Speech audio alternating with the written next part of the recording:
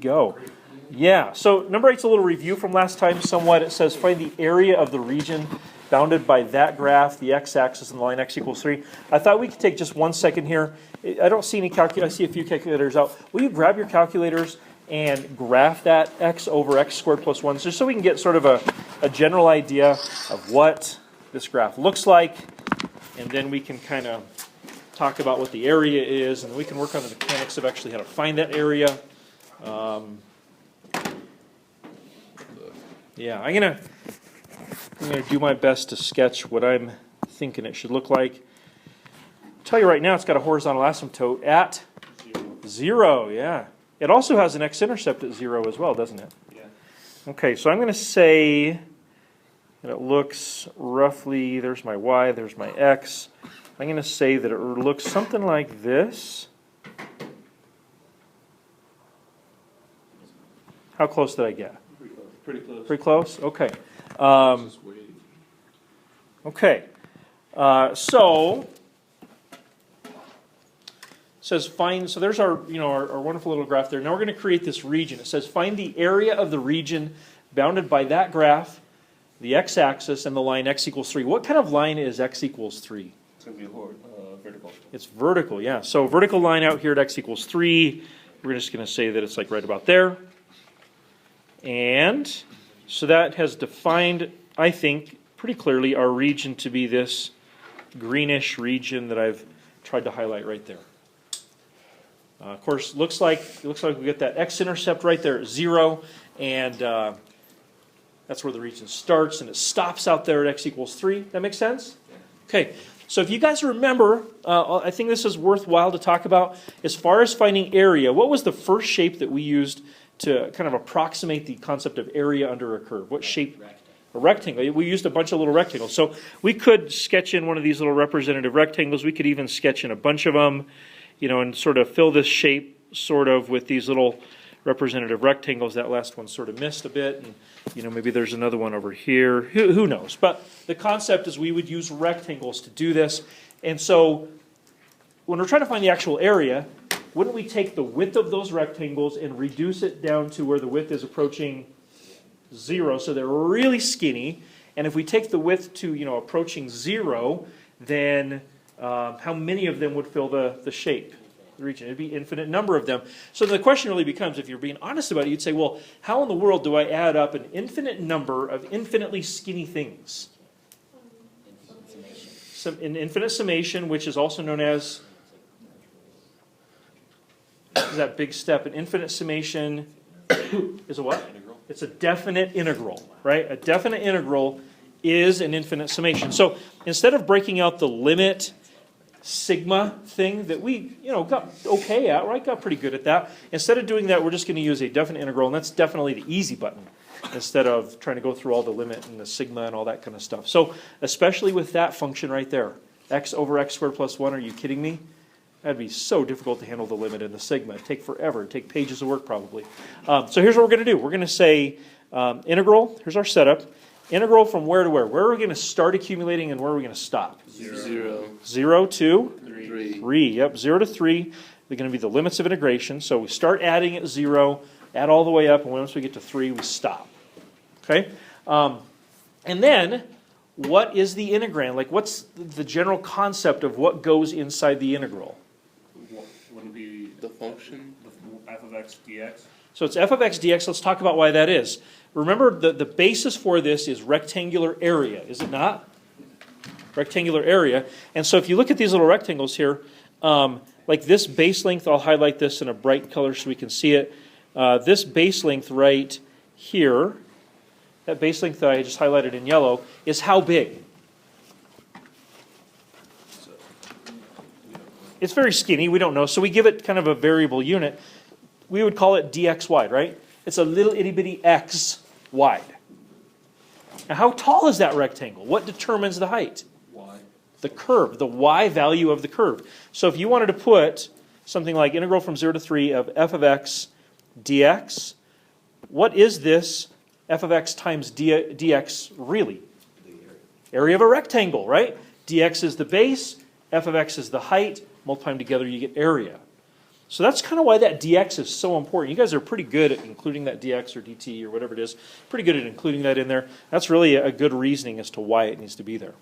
Okay, so this is all sort of background stuff. We did all this in chapter 4.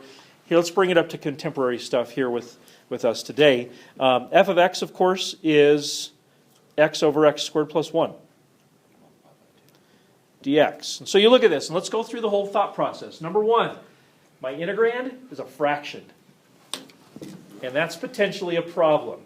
We've only looked at one possible way of dealing with a fractional integrand, and that is the possibility that it might end up being An ln. some kind of a natural log setup, right? So here's how we determine if it really is natural log or not. We ask ourselves one more question. Is the derivative of the bottom the top? Not currently. What's the derivative of the bottom? 2x. The top is, Single x. so this, if we think about this like the Timmy messed up the chain rule thing, he did mess it up by a factor of 2, like you said. So the top really should be 2x. It is just an x. So to fix that, we just go times 2. Of course, we can't do that unless we also multiply the outside by 1/2. Hopefully you're seeing that this pattern, whether it be in chapter 4 or chapter 5, this pattern of trying to set up these integrals and integrands is consistent. And we can move forward with this. There will be a few others like this. So at this point, what we can do is say, well, right now the integrand, as currently stated, is in perfect natural log form. So as we go to our antiderivative, we're going to get 1/2 natural log of the denominator. So x squared plus 1. And that's going to be evaluated from 0 to 3. Where did the top part go? Back inside. Yep. It's just part of the chain rule. That's a great question. Just goes back inside. If you were like really pursuing that question, I would say, all right, fair question. Let's take our antiderivative and let's differentiate it. And you'd see where the 2x comes from all over again. Yeah. All right. So we're down to the kind of FTC1 thing. But I'll pause right there. That's the new stuff, right? That step right there, that's the main thing as far as new stuff goes. The rest of it is good review. Do you have any questions? Yeah. The absolute value thing doesn't really matter currently, so. So on this one, I'm telling you to create the habit of having it there. Okay. Right now, especially based on these numbers, it's not going to really matter, but I'm trying to create a good habit for you later. So in this case, if you think about it, x squared, isn't that guaranteed to be positive? Yeah. And if you take something that's guaranteed to be positive and you go plus 1, will the absolute values have any effect at all? No. Guaranteed they won't. So I'm asking you just to create that habit. But if you don't do it right now, there's no way that I should be taking points off or anything like that, because it's not wrong. So at this point, it's really not a big deal. Okay, so FTC1 would tell us to do 1/2 natural log of 3 squared plus 1. That's 10, right? Yep. Minus 1/2 natural log of 0 squared plus 1. That's just 1, Which is 0. which that whole second term ends up being 0. So 1/2 ln of 10 would be an appropriate final answer if you wanted to. You could spice it up a little bit and manipulate that with some of those log rules if you wanted to, but there's no requirement to do that here. Could Okay. you also solve it though, if it get like a decimal? Well, it depends if the calculator's accurate or not. I would say get comfortable with that, Okay. right? Because if, like this one right here, I performed it easily with no calculator. I think you could do the same. And so this certainly could be on a no calculator part. In fact, I got to be honest with you, looking at this, if I want to test all the concepts that are involved, I would definitely make it a no calculator, because couldn't you essentially, if the calculator were active, couldn't you stop right there at that step and just go math 9, done? And that might be a valid thing, but if I'm wanting to see, okay, do they understand the whole natural log deal? That would be an unwise thing for me to put that on the calculator part, right? Because then if you're really thinking strategically, math 9, you're done. I don't get to see if you really know what you're doing on that question. So it depends on what my objectives are. Okay, good? All right, so let's review what we've done so far in chapter 5, just briefly. In 5.1, we talked about the derivative of natural log, which was 1 over u times u prime. And in 5.2, we talked about the integral of 1 over u times u prime, which leads back to natural log. So we basically looked at one concept and then just reversed it in 5.2. It's essentially what we did. Make sense? 5.3 is a little bit different. Before we move to 5.3, kind of last chance for questions, at least for the moment. What would We didn't, I don't, we might cover this later, but what would like a word problem for those? Yeah, that's a good question. A word problem could look like any of the other word problems we've looked at, so let's say it's a water tank question, or let's say it's a related rates question. Related rates probably not so much, because with related rates we're typically differentiating to get something, right, looking at derivatives. But anything that might involve an integral would apply to 5.2, so like a net change theorem, average value of a function, average rate of change of a function if you're given a rate already. FTC 1 and 2 style word problems. The other ones we've looked at, like absolute maxes and mins, where it's like a rate in, rate out scenario. If one of those elements needs to be integrated, it might lead to an ln. Okay. So there wouldn't be any, for us at this point, there wouldn't be any distinctively new word problems involving ln. Okay. It would just be, hey, let's use ln with some of our old applications. Okay. So it'd be a way for me to tie it together. There's one coming up pretty soon that involves like some ln's and some e's and stuff, and it's all about like velocity and speed and things like that. So it's old word problem stuff, but new skills. Okay. All right, so let's move forward into 5.3. And disliked it is not because it's a bad topic. It's because the method that I was using, the method that the book that I was in, that it prescribed, was just sort of a kind of a gangly and ugly method. And like most good teaching things, there are some somewhat original thoughts that come out from time to time. But like many good teaching skills and strategies, most of them are begged, borrowed, or stolen. And so this, what I'm about to show you guys, was just stolen. It was welcomed to be stolen. It's not like I snuck it out of a top secret laboratory or anything like that. But I went to, a long time ago, I went to an AP conference, and one of the presenters essentially got up and more or less they said, hey, who of you really dislikes teaching about derivatives of inverse functions?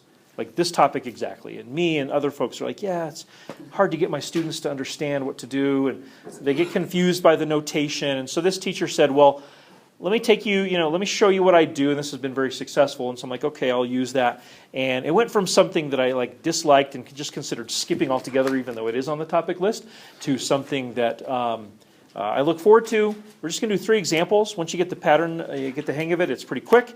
And I imagine that most of you will leave here feeling like, okay, yeah, that's not too bad. And the other thing is this, these are pretty cut and dried questions. Like if you see something like this on an AP test, if you know what to do, as long as you don't make any crazy arithmetic errors, you're going to get it. And I think spending like 20, 25 minutes on something that almost will for sure guarantee you a point on the AP test from just a purely testing perspective, hopefully is worth your time. I think it's worth my time. So let me show you this. Let's go over what inverse functions are. Instead of just looking at a formula, I want to develop this formula so that if in a pinch you can develop it yourself maybe, but at least you'll understand it, and we'll use some better notation than what your book uses. So what are inverse functions? Let's review that. G is the inverse function of f. If f of g of x equals something and g of f of x equals something, do you know what goes in the blanks? X, correct. So if g and f are both, if they're inverses of each other, then if you do the composition of them, right? In other words, if you make g of x the input for f, or you make f of x the input for g, you do a composition both ways, you should just get x. And I think hopefully that makes sense, because isn't x just typically the input? So if you think about it, if inverses strip away all the junk, wouldn't the only thing be left just be the input? Yeah. Right? So think of some function, 5x plus 2, or square root of x minus 13x squared, or whatever. If you strip away all the stuff, all the 13 and the square root and the plus 2 and the 5 and all that, strip away all of that, you should just end up with x. And truly you'll see that if you try to compose 2 inverses. Another principle, if you have 2 functions that are inverses, the blank and blank are exchanged. X and Y. X and Y. I'm going to say input and output, but yeah, X and Y are exchanged would be another good way of putting it. He's saying the exact same thing. I'm just going to be a little more generic with it. So input and output, or X and Y, get exchanged. So I thought we'd do just a brief review of this. What I'm about to show you hopefully will help develop your skills with this. But what I'm going to show you is going to be quite ineffective as a method moving forward. I just want to continue to review what an inverse function is. So let's do this really quick. If we have this function y equals x cubed plus 1, and we are supposed to find its inverse. Does anybody remember how to do that? Switch x and y and solve for y. That's right. So I'm going to do that over here. I'm going to, well actually, yeah, I'll do it right over here. I'm going to switch x and y. So I'm going to write x equals y cubed plus 1. And I'm going to solve for y. So that would be minus 1 from both sides and then cubed root. So it'd be the cubed root of x minus 1 equals y. So that's my inverse function to my original function. And what I'm going to do, this will be a common theme for us, this little concept right here. We're going to label the inverse g of x. So I'm going to write equals g of x. So now what we're going to do is we're going to create a table for f, see what happens. And we're going to create a table for g and see what happens. So over here I'm going to write, I'll rearrange just a little bit. I'll come over here and say input for x, input is x, output for this first one is going to be f of x. So what might be some wise inputs for x? Just make up maybe 3 of them. 0, 1, 2. 0, 1, 2. All right, we can do that. So 0, 1, and 2. Let's mentally do this. We're using f of x, not g of x here for this first go around. So f of x, if x is 0, f of x is 1. Okay, what if x is 1? F of x would be 1 cubed plus 1, which is 2. And then finally, if you plug in a 2, you get 9. Okay, so pretty typical input-output stuff there. Let's do things just a little differently here. Let's go ahead and make our input x again, but this time let's make our output the inverse function that we found earlier, this one over here. Let's make it g of x. We're going to be a little more strict on our inputs. No, actually doesn't, because you can do the cubed root of a negative. I want to specifically use the outputs from before as my new inputs. So let's make my outputs 1, my inputs 1, 2, and 9. Those are going to become my x's for my g of x function. So if you use the function in red over here, and you plug in the first input of 1, what's the output for g of x? 0. Yeah, 1 minus 1, cubed root of 0 is 0. What if you plug in a 2? 1. Yeah, 2 minus 1 is 1. Cubed root of 1 is 1. What if you plug in a 9? You get 2.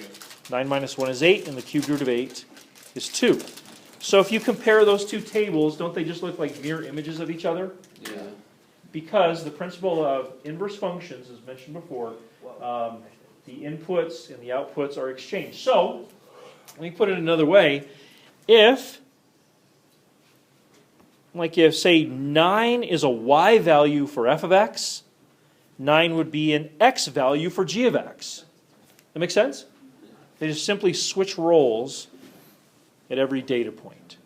What was an x becomes a y, what was a y becomes an x when we're talking about inverse function. This will be important as we move forward. Okay, still hanging in there? Yeah. Okay, so we're going to develop our formula next, and we'll do 3 examples, and that'll be about our time today.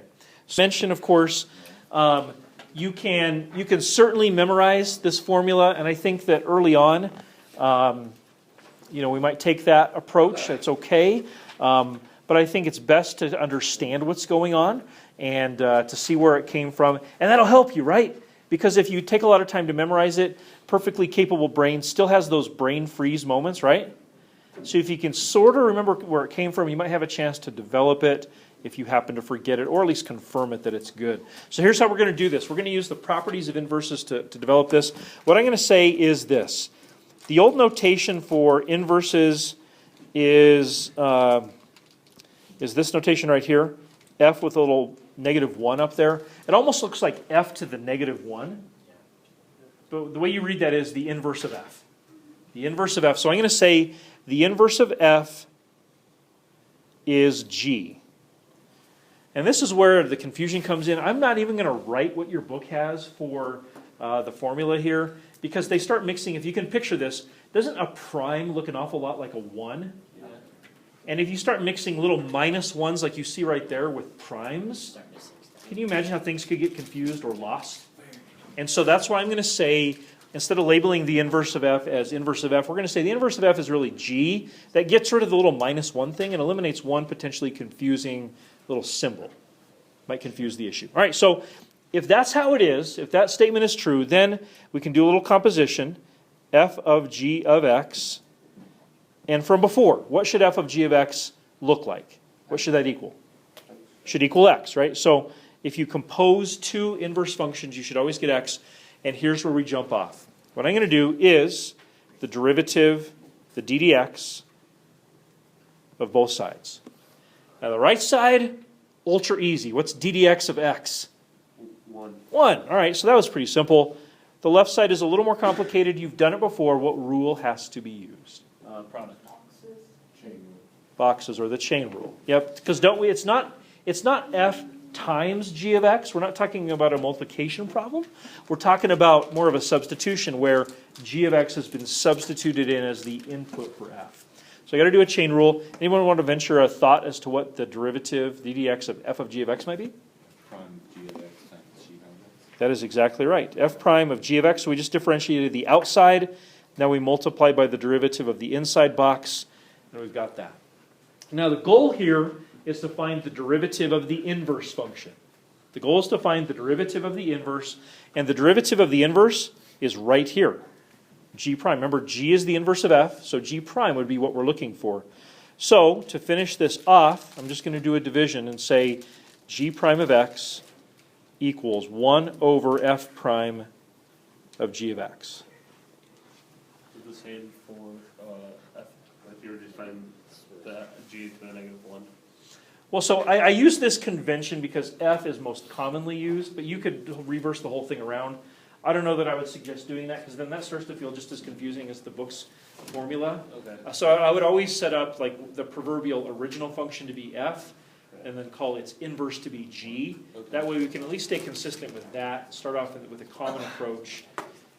It's best to do that just so we don't get confused. Like, well, I thought g was this, and you're like, no, I thought f was that. And it's like, no, let's just make f the original and g the inverse. You could reverse it, of course, but, you know. All right, so there's a decision point here for you guys. But ultimately, the result of your decision needs to be that that thing in the green box that I just sort of highlighted needs to be at your fingertips when it comes quiz time next week, right? It can't be something that you're like, oh, wow, if I only had the formula. Mr. Anderson, I got a question. What was the formula for this again? I'll reply, not telling you, right? It's part. No, you guys are pretty good about that. You know, the whole fishing for answer thing. Come on, that's. You think my ethics are worth $5? Are you kidding me? Anything How for cheap advice. do you think I am? Come on, come on. One way or the other, you got to have that useful to you. If you just heard, okay, I need to memorize it, memorize it. If you just heard, well, maybe if I just did that little development of it 5 times or something, that'd be enough for me, or whatever.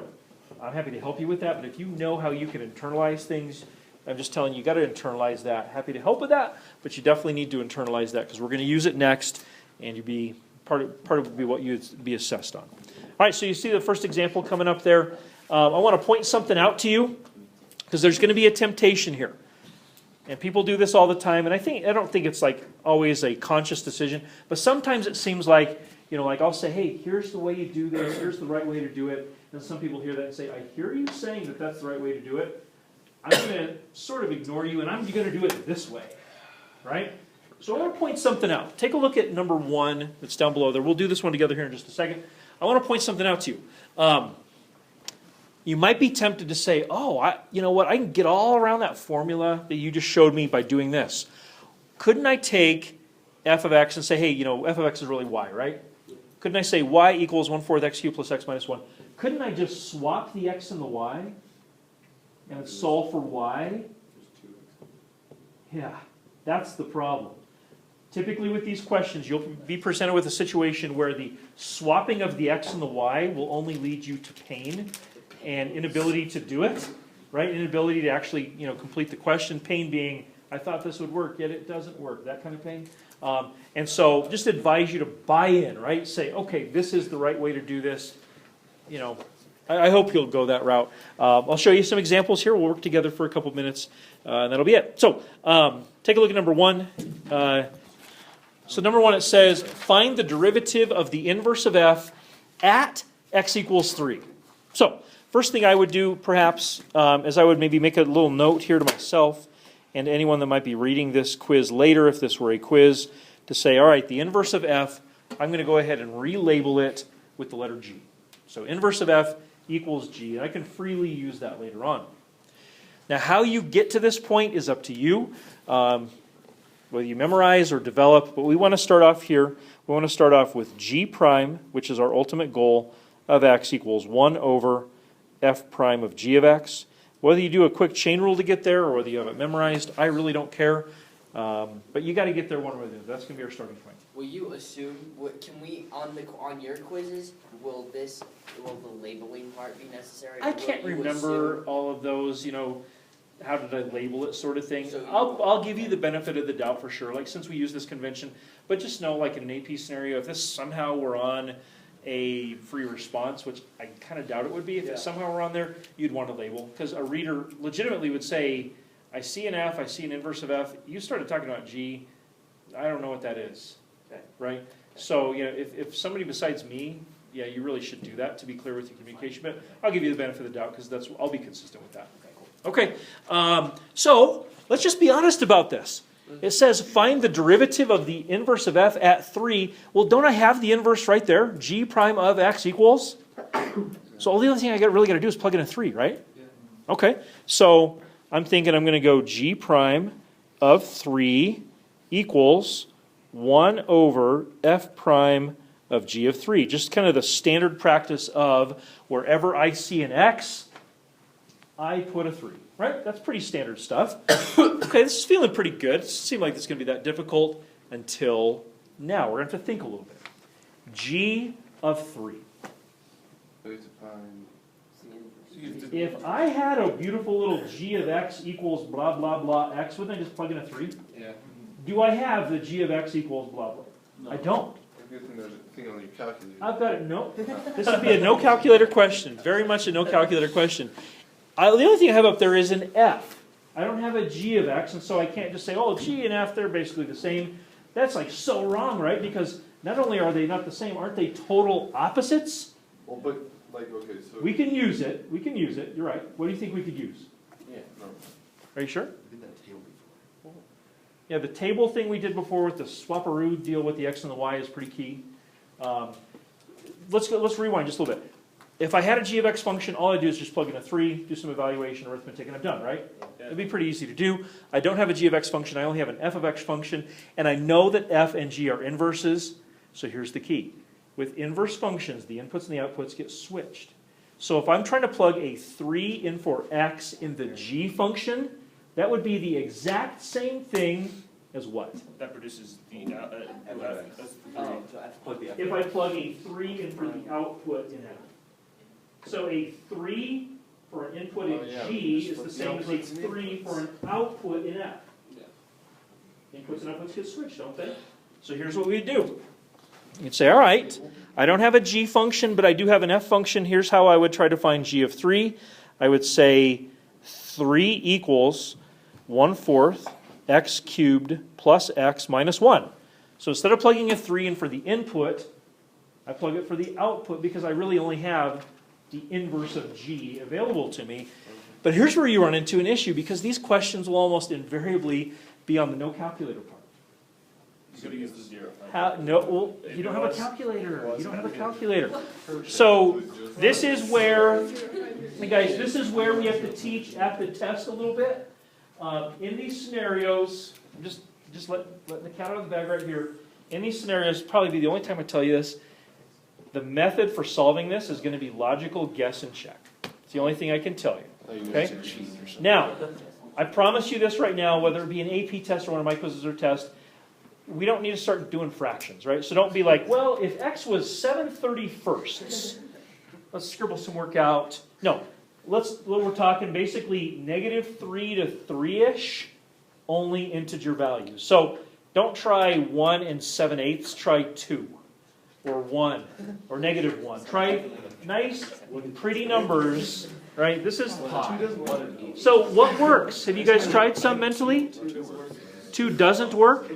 2 does work. So what we would do here is we would say, all right, if we plugged a 2 in for x, 2 cubed is 8, 1/4 of 8 is 2, plus that other 2, 4, oh, minus 1 is 3. So, Johnny, the kitchen. in other words, you got to do some logical, very limited guess and check. If you start doing like, man, I meant, Minister Anderson, I tried all the way down to like -27, you've missed something, right?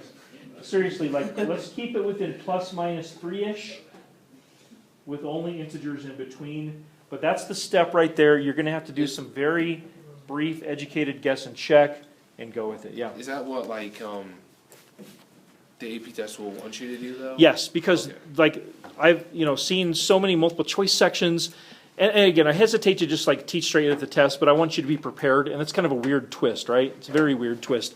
I've never seen this on the calculator section. If it were, wouldn't you just use a zero finder? Yeah. And that would be a logical thing to do. But since it's not on the calculator active section, the only real thing you can do, because that's not going to be solvable, just like you couldn't solve for y when you did the swap anyways, Yeah, just- is to do some educated guess and check. Okay. Okay, so the rest of this finishes pretty clean. So we would say then g prime of 3 equals 1 over f prime of 2, right? We can replace g of 3 with 2. And now finding f prime is actually relatively straightforward. There's no guessing and checking there. So we would say f prime 3/4 x squared plus 1. And so then what we would do is just plug a 2 into that. So you'd get g prime of 3 equals, 4. yeah, 2 squared is 4, which would cancel with the other 4, so you just get 3 plus 1. Makes sense? You plug the 2 in right there. 2 squared 4, 3/4 to 4 is 3 plus 1. So you'd finally end up with 1/4 for a final answer. That make sense? Question? No? Okay. All right, well, let's take a peek at number 2 then. It says f of x equals 2x cubed plus 5. I want to do this one with you. We'll do this a little quicker, and we'll leave the last one up to you guys. Yeah, you'll get really quick at it, though. You really will. So with this one, I'd start off with g prime of x equals 1 over f prime of g of x. Again, noting that inverse of f equals g. So this time we're asked to find the derivative of the inverse of f at 7. So that would just be g prime of 7 equals 1 over f prime of g of 7. I want to hear if anybody can tell me, how do you deal with g of 7? What do you say, Drew? You set 2x cubed plus 5 equals 7. Yeah, you plug the 7 in for the output there. So it would be 7 equals 2x cubed plus 5. This one actually is solvable. This one you don't have to guess and check. But let's practice that. Just guess and check this. What do you see for x? 1. 1, right? 2 plus 5 is 7. This one's pretty straightforward. So you'd say, all right, x equals 1. So we'd write g prime of 7 equals 1 over f prime of 1. Finding f prime is much more straightforward. It's something you've done hundreds of times at this point with this sort of thing. So what's f prime? 6x squared, yeah. F prime of x equals 6x squared. So our final task then would be to plug in the 1. So g prime of 7 finally would equal 1/6. Oh, you were right. The way I phrased the question, you Yeah, were. this definitely this. But for a final answer, you got to put it. Yep. All right. So you getting the hang of this? Yes. Okay, so let's see if we can handle the last one for the day, number 3. I think you Is could that probably... -15? Negative 15, yep. Find the derivative of the inverse at negative, x equals negative 15. Give you a couple minutes to do this, then I'll jump in, we'll finish it together. That'll be it. Well, while you're doing that, you guys can probably see that we've got a video coming up for tomorrow. It's that 5-4 video. You'll find the easiest derivative of the year in that 5-4 video. It's about, like I said, about 8-9 minutes, something like that. Give us a good head start into what we're going to do mañana and Friday.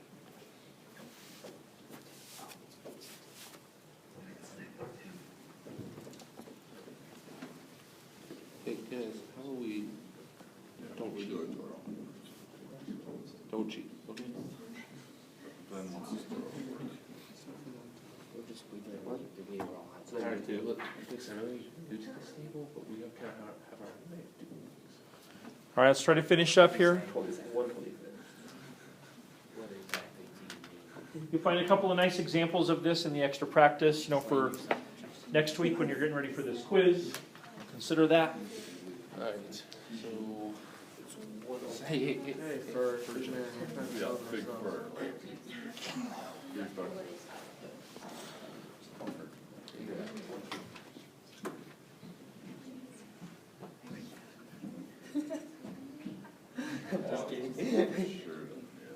All right, we got about a minute left here, so I'm gonna jump in and see how this goes. I'm just gonna say that the WebAssign Watch It guy did a very poor job explaining this in comparison to this, so, Doing better? yeah. Awesome. Yeah, So- that guy could not even write it. One way or the other, you gotta arrive at this formula here. So here we go. G prime of negative 15 equals 1 over f prime of g of negative 15. First task is to find g of negative 15. We simply cannot do that the normal way. So how we handle this is we plug negative 15 in for the output. As you guys considered your guessing and checking, what'd you come up with? Negative 2, yes. So that would lead us to 1 over f prime of negative 2. F prime is equal to 6x squared plus 1. So when you plug in the negative 2 into that, like we're directed to do, did you guys get 25?